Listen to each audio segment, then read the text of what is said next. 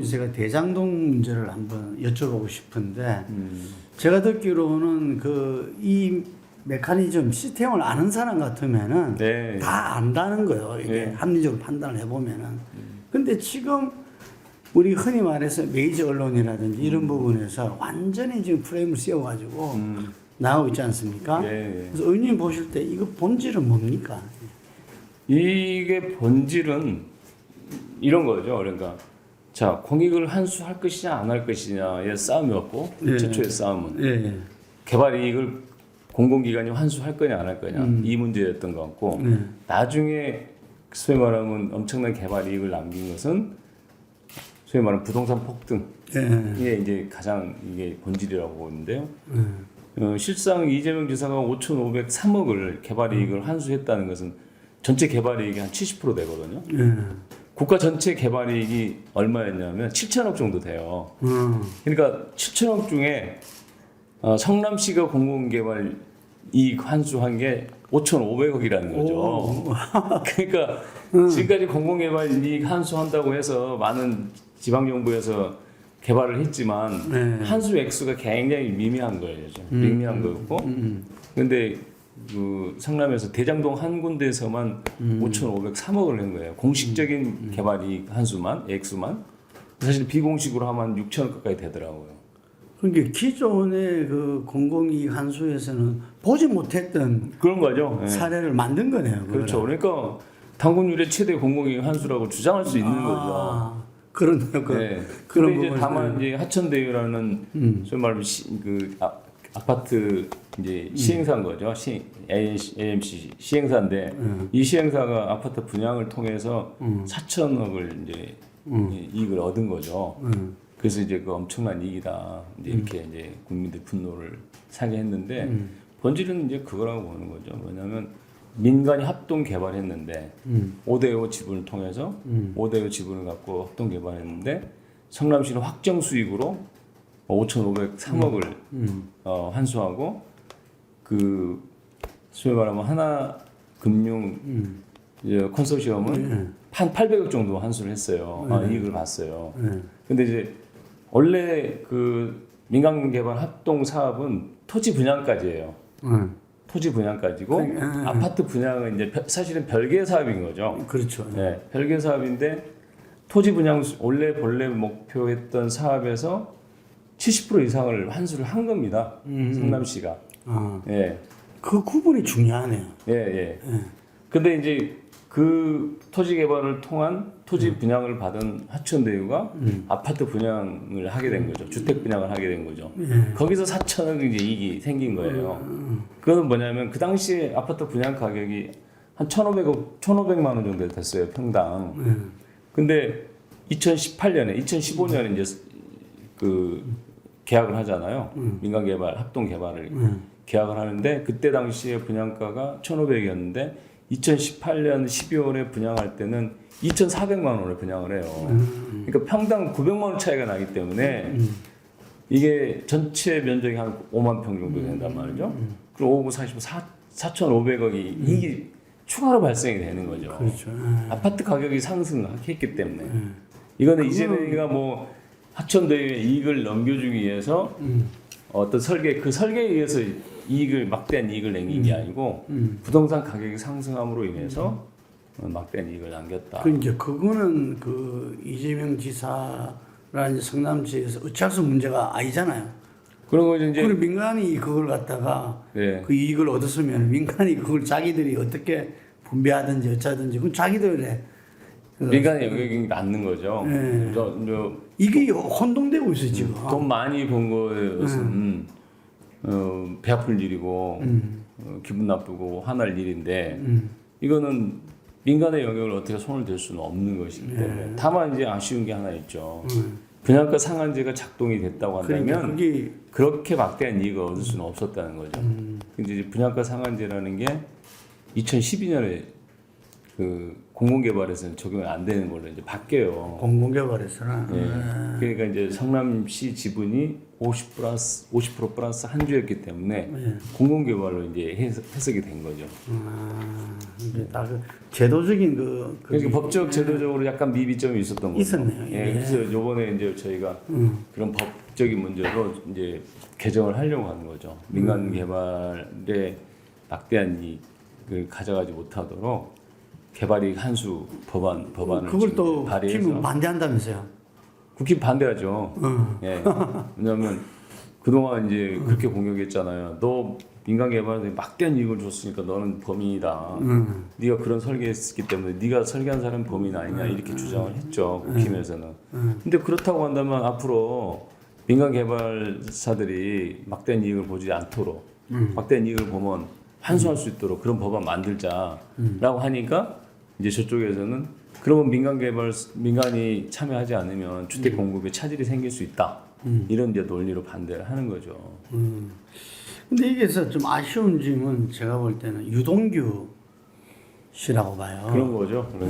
이게 유동규만 문제가 없었으면 그러니까 이게 뭐 대장동이 아무리 보수 언론에 융단 폭격이 있었다 할지라도 이재명한테 불똥이 튀지 않았겠죠. 근데 유동규라는 사람이 어쨌든 뭐 불미스러운 어떤 불법적인 일들을 저질렀기 때문에 약간 불똥이 튄 거죠. 이건 뭐 어쩔 수 없죠. 피할 수가 없는 것이고. 그리고 돈이 있는 곳에 돈이 있으면 또 비리가 생겨요. 그렇죠. 네.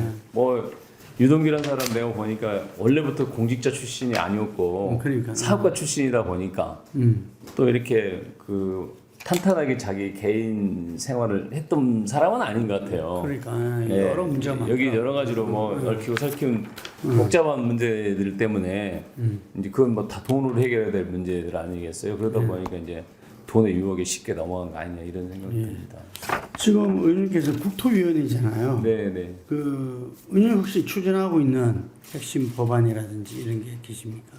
내부 정보를 이용해서 이제 투기를 하거나 했을 때 제3자에게 정보를 넘기거나 정보를 이용해서 투기했을 때는 이제 환수 조치하고 이 법안이 통과됐어요. 제가 개인 기업 대표 발의했는데 LH 법안이라고 하죠. 예. 국토위가 또 상임위 중에서 세다 그러잖아요. 상임위에서 이제 서로 하는 특이 이제 상임이죠. 예, 경쟁도 치열하고. 지역 개발과 관련돼 있는 상임이다 보니까 경쟁이 좀 있죠. 선호도가 있습니다. 그 초선으로서 이렇게 지금 대선도 맞이했고 경선도 치르시고 이랬었는데 어떻습니까? 국회의원이라는 부분이 이 메리트를 할까 매력이라 할까요? 이게 또 한계도 있을 거잖아요. 그래서 이제 뭐 이제 국회의원의 메리트? 사실 메리트는 그렇게 있어 보이진 않아요. 그래요? 이제 밖에서 보면 많은 특권이 있는 그 직업으로 이렇게 보는데 실제로 와서 보니까 사실은 특권보다는 할 일이 너무 많고 또 이게 3D 업종 같아. 그러니까 3D 업종. 새벽부터 밤까지 그냥. 예. 그래서 뭐 법을 입법한다는 여러 특권이죠, 사실은. 그런 이제 권한은 있긴 하지만 나머지는 그렇게 뭐 국회의원이 과거처럼 뭐 이렇게 뭐 우대받고 그런 시대가 아니잖아요. 지금은 이제 뭐 특히 지역에 내려가면 동네 모습이죠. 민원은 어떻습니까? 민원은 홍수 속에서 산다는데. 민원이 많이 오죠. 많이 오는데 국회의원이 해결할 수 있는 민원과 해결할 수 없는 민원이 있어요. 그러니까. 대부분 해결하기 어려운 민원들이 오지 않습니까? 그렇죠. 그러니까 이제 뭐 딴 데 다 안 되니까.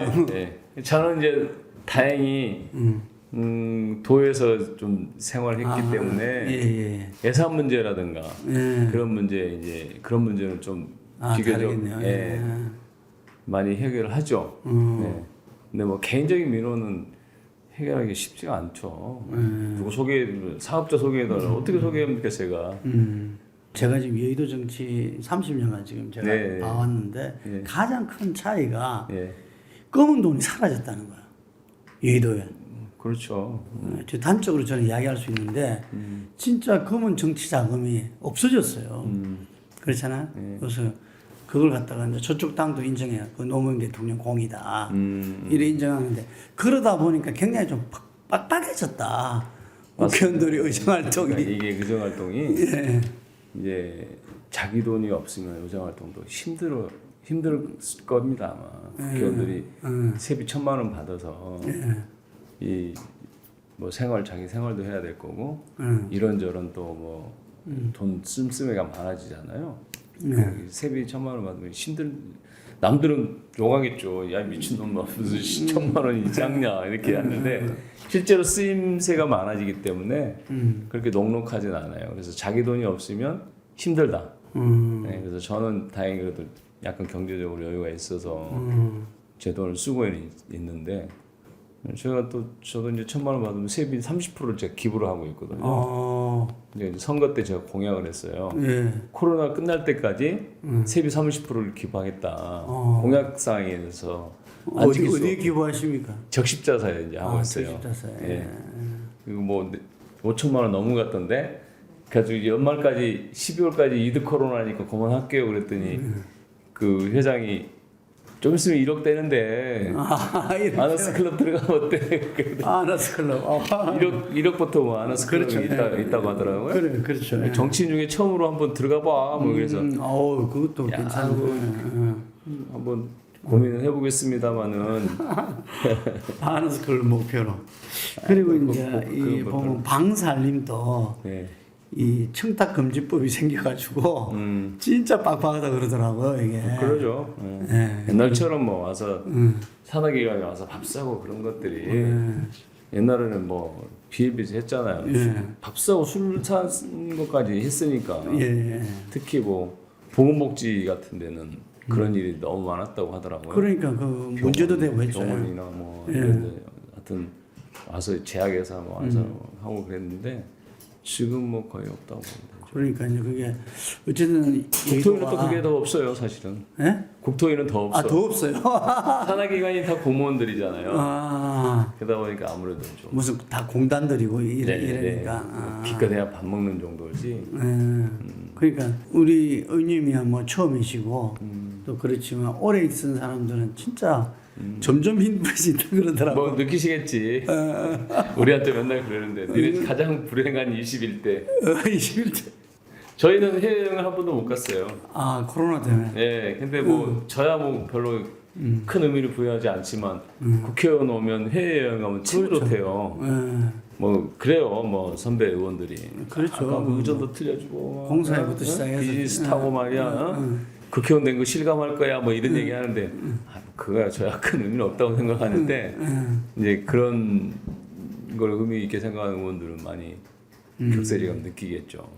그래서 저는 이제 볼 때 아까 제가 물어봤듯이 이렇게 특권이나 이런 것들은 현실적으로는 별로 없는 마당에 예. 오히려 더 국민들이 요구하는 수준은 더 높아졌죠. 맞습니다. 그러니까 더 엄격해졌죠. 더 본인이 보다 더 이렇게 엄격하게 네, 하지 네. 않고 하면은 네. 어려우실 것 같아. 맞아요. 그러니까 뭐 국민들의 시선이 과거보다 또 이렇게 이제 뭐 조국 사태 이전과 저는 이렇게 이후로는 알아보는데 이전과 이후 공정이라든가 이런 거에 대한 국민들의 시선이 굉장히 높아졌기 때문에 정치인들은 처신하기가 굉장히 어려워졌죠. 정치인뿐만이 아니고 가족들까지도. 그러니까 어디 가서 뭐 밥 한 끼 제대로 못 먹으니까. 그래도 보람은 느끼십니까? 그래 보람이라기보다는 기왕에 몸 담았으니 열심히 하자 뭐 이런 이제 뭐 자기 체면 걸면서 하는 거죠.